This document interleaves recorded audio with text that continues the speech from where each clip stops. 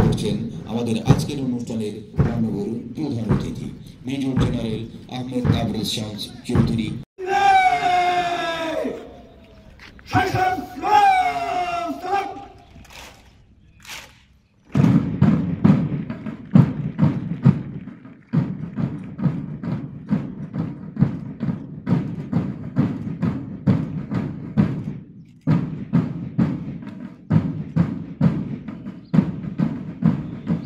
দশ দিন ব্যাপী এই রেজিমেন্ট ক্যাম্পিং কর্মসূচিতে অন্তর্ভুক্ত বহুমাত্রিক বিষয়গুলো তোমাদের জীবনধারায় যুক্ত হলে তা তোমাদের সামাজিক জীবন ও দৈনন্দিন কর্মকাণ্ডে বিশেষ অবদান রাখবে বলে আমার বিশ্বাস। পুরস্কার প্রদান করছেন আজকের অনুষ্ঠানের মাননীয় প্রধান অতিথি।